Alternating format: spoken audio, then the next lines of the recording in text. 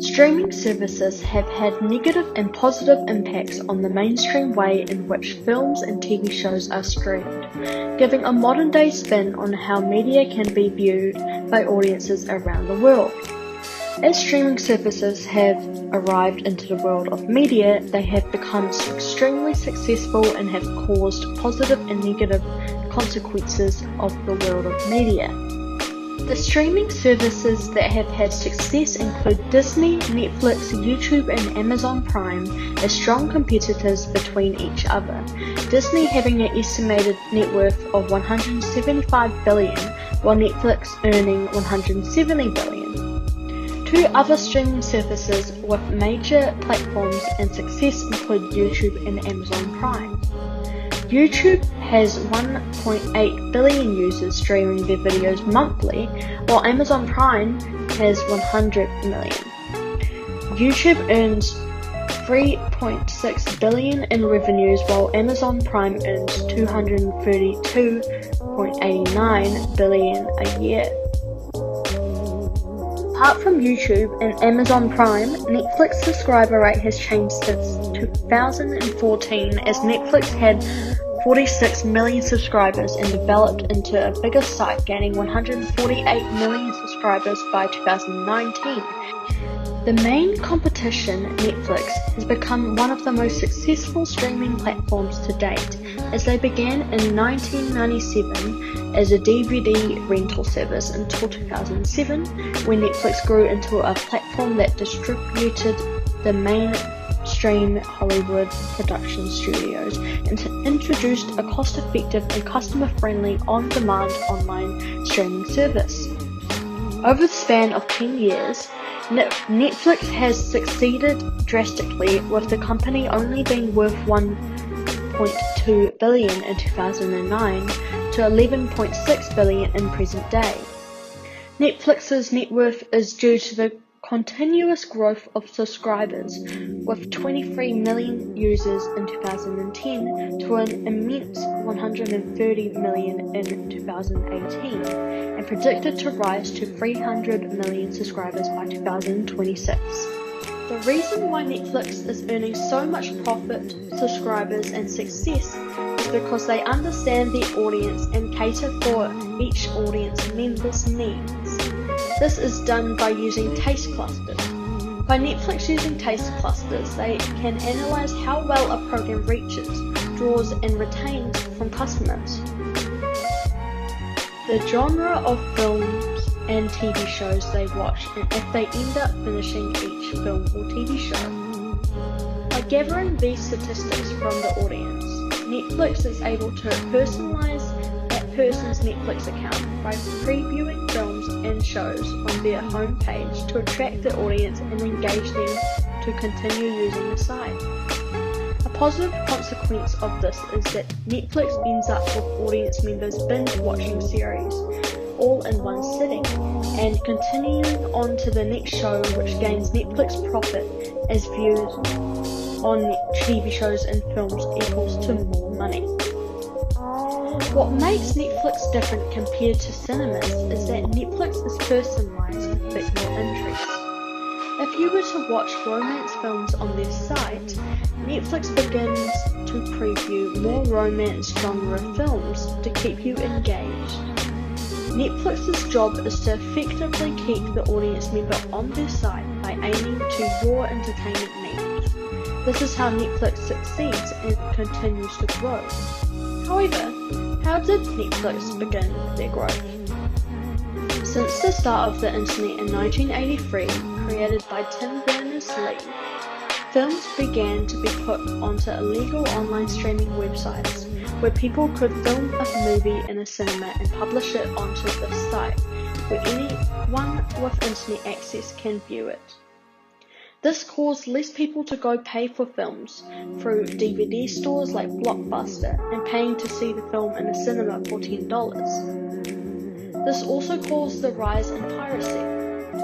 Although once Netflix had their big break in 2007 with a significant growth in subscribers, audience members began using Netflix more often as it was easily accessible and a legal alternative. It is mutually beneficial for the producer and the consumer. Audience members became interested in paying the monthly subscription cost of $13 for legal streaming on Netflix, as Netflix offered a higher quality resolution and no ads that you would get on illegal websites and cable TV. By audiences moving towards legal online streaming on Netflix, producers are positively impacted as this lowers the amount of people committing piracy.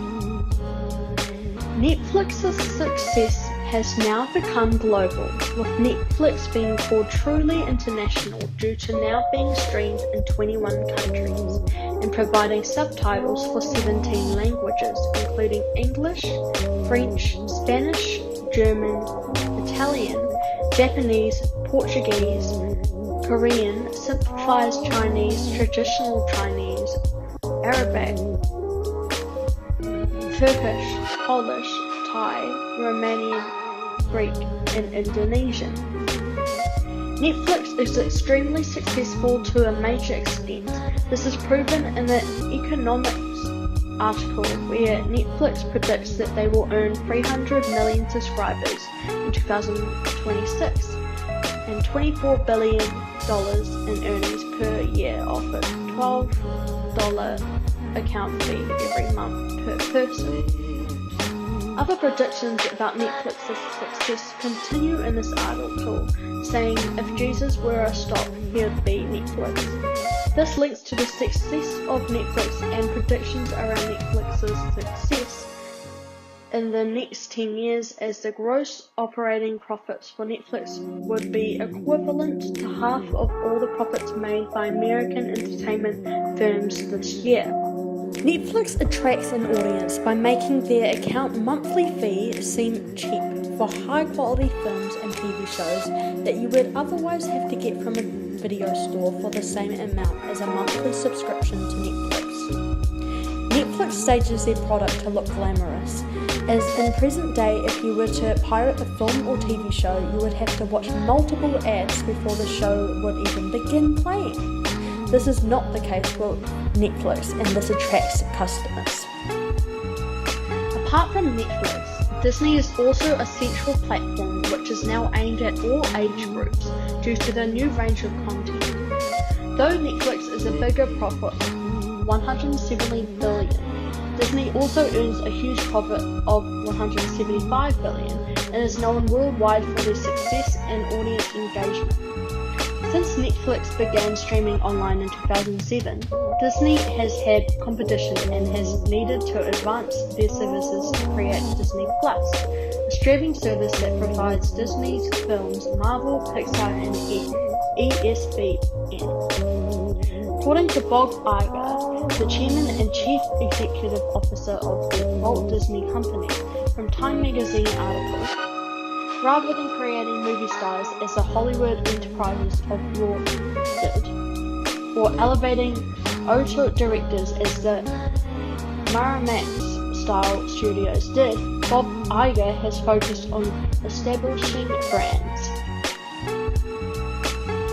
Disney has had success luring audiences into watching Disney films through their own streaming services by producing unique content for consumers and giving the consumers choice for what they pay for and watch. According to Time magazine article, Bob Iger explains the strategy for Disney's online streaming success. He explains that by giving audiences choice, especially families, the audiences will have a range of things to watch. As families may have children that want to watch different genres, the parents do not want to pay for particular genres monthly that they do not want to use. So families can buy only a Disney stream, which includes Pixar and Marvel films, or can opt to just streaming ESPN Sports. Since Disney created their own online streaming platform, their audience views have a vast shift in viewing patterns. Bob Iger states, "I don't think anyone else could do this but us, frankly. The success of distributing and distributors comes from selling the films directly to the consumers and audience instead of having a middleman to do it for them. The significance of putting Disney shows on iTunes is that Disney's applied for 4 times more copyrights, and as Disney now owns Marvel and Pixar, characters from films created by them can be featured at the Disney theme park. This has positively impacted Disney as over 150 visitors have appeared in 2016. These actions Disney has taken has caused the company to become more successful as they are keeping up with the competition of Netflix and modernizing their services to fit society today with more electronic offers, including their Disney Plus streaming service. The New Zealand film industry has benefited from streaming services like Netflix because of the platform the New Zealand films would be getting from publishing their films and TV shows on an international streaming service. This causes the audience of particular New Zealand shows and films that have been published on international streaming services to get international audience attention and might earn the film more profit. The New Zealand film industry would be globally more respected, which is seen with Taika Waititi's What We Do in the Shadows that was published on Netflix and grabbed global attention, which ended up turning the film into an American TV show. Despite the huge success earned by the film, most of it was due to the international platform the film got. The film's success and audience recognition inspired the film and American film company HBO to create a TV show, What We Do in the Shadows, which has an average 617 million viewers per episode. This is a significant example of how New Zealand film industry has benefited from the streaming service of Netflix, as this film is one of the most successful films that have had a popular stance on international audiences from New Zealand. Before streaming online was the mainstream service audience used to stream their favourite films and TV shows, the New Zealand industry mainly published their films and TV shows through cable TV. However, most of the time the international programs are not being played at the same time as the international country. This can be a problem for audience members as they might see spoilers online about their favourite TV shows or films, and they might have to wait for a new episode every week. Netflix has solved this problem for New Zealand industry and the New Zealand audience members by giving them the opportunity to publish New Zealand TV shows on Netflix in bulk seasons, so audience members can binge watch each season in one sitting.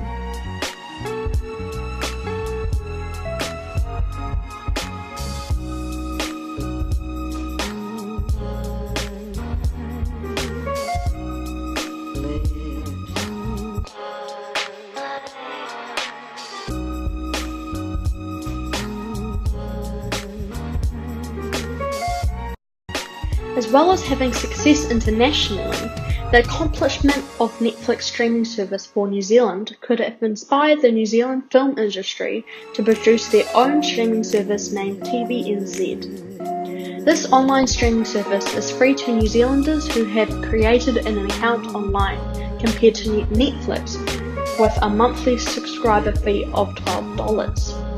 This is valuable as audience members might miss an episode of the popular New Zealand show Short Street on cable TV and want to watch it without having to pay for a membership to watch it. This can be very important for poor audiences as they might want to watch entertainment but don't have the funds to pay for Netflix. Though Netflix has continued to have success since their creation on the 29th of August 1997 in Scotts Valley, California, the success comes with consequences for others.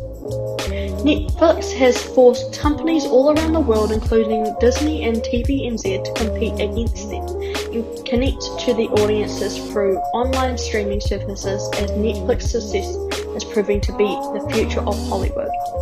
As cable TV cannot compete due to the lack of audience numbers, cable TV will also collapse, leaving the poorer audience members to be left with the option to pay monthly costs for media entertainment, instead of being able to watch free TV at home.